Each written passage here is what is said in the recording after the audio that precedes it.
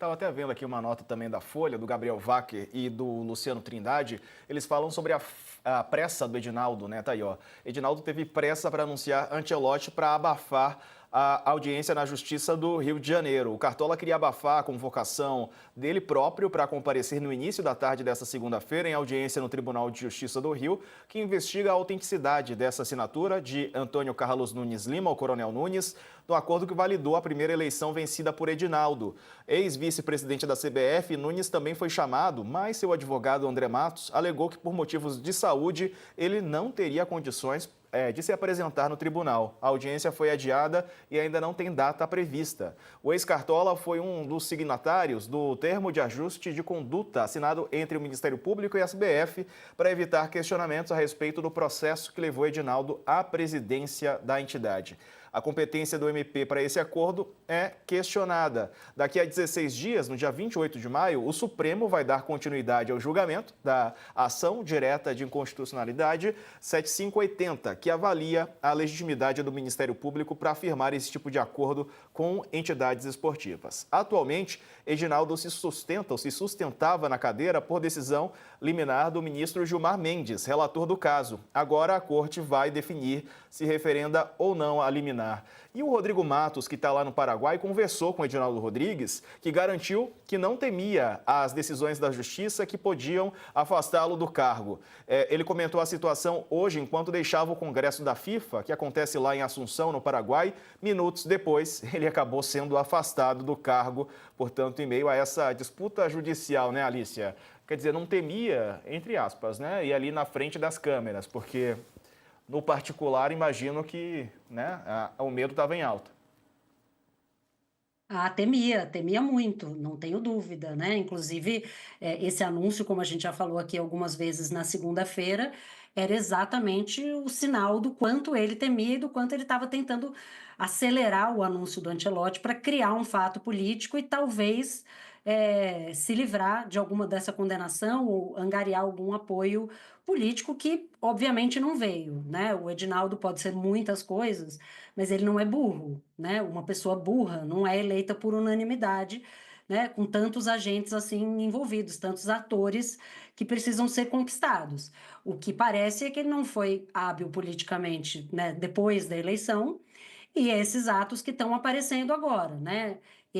O termo de ajuste de conduta com o Ministério Público, que vai ter sua constitucionalidade julgada a partir do dia 28 pelo plenário do STF, essa questão da assinatura no TJ, todas as questões que eu mencionei, todas as denúncias de assédio moral, quer dizer, é de fato, né, como me disse a fonte, um conjunto da obra que torna muito difícil defendê-lo, né, publicamente, qualquer, né, dos seus aliados, e torna muito difícil que ele não soubesse da gravidade da sua situação. O que eu entendo em relação ao Ancelotti é que ele tenha sido orientado por advogados, né, e essa escritório de advocacia que ele ia contratar no Rio de Janeiro, no sentido de que esse acordo não é um acordo com o Edinaldo, é um acordo com a CBF. Né? Então, para além da questão jurídica que se sustenta, né, o interventor, né, em princípio, deve manter o que foi acordado com a entidade, é um acordo que tem o apoio político interno da população, né? Não seria positivo, não traria uma imagem positiva para um interventor, e eu acho essa palavra pavorosa, me dá arrepios. Não seria positivo para um interventor romper o contrato com o Ancelotti, né? Não é o primeiro movimento que alguém vai fazer chegando na CBF, né? Ele não angariaria apoio dessa forma. Então, imagino que o Ancelotti esteja se ancorando nisso para entender que, né, a queda do Edinaldo não significa a sua queda, Ancelotti. Mas, no mínimo, ele chega num ambiente de muita incerteza e, na melhor das hipóteses, em reconstrução. Mas eu acho que, né, na prática, ele chega em meio ao mais absoluto caos, que não é novidade, mas é muito recente. Então, ele vai chegar precisando se aclimatar no Brasil, sem nunca ter treinado aqui, sem conhecer o nosso futebol, convocando, né, fazendo uma pré-lista agora, convocando a seleção em definitivo para a próxima data FIFA no dia 26, numa entidade que não tem presidente, que está sob intervenção. É, verdade. Ô, Mili, será que não temia mesmo? o Edinaldo ser afastado? Temia. Temia, estava apavorado, apavorado. Essas coisas, politiquices e politiquetes, né?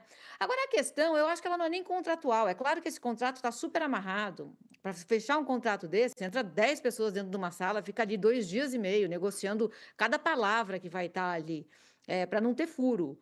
O que me pega é assim, o Ancelotti vê o que está acontecendo e ainda assim tomar a decisão de vou encarar.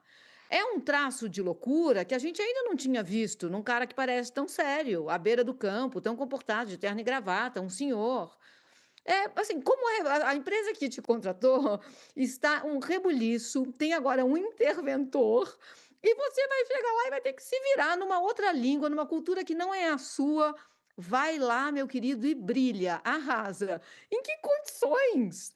Assim, é tanta coisa em volta. O contrato, eu acho que é o menos importante. Se eu fosse amiga do Ancelotti, eu estaria agora ligando para ele, falando, amigo, não venha, não venha. É, será que tem esse amigo? A ver, a contratação do Ancelotti foi respaldada pelo Neymar também, né, o Igor? Pois é, tem muita gente que já aconselhou o Ancelotti, né, como um todo, não só o Neymar. Mas é interessante isso aí, Mílio, por conta dessa situação toda de... O Ancelotti ele já chegou nesse momento aqui atual escaldado pelo outro afastamento do Edinaldo. O Edinaldo e os apoiadores deles juram de pé juntos que se o Edinaldo não tivesse sido afastado pela primeira vez, o Ancelotti já teria vindo para a seleção brasileira e não teria renovado o contrato com o Real Madrid.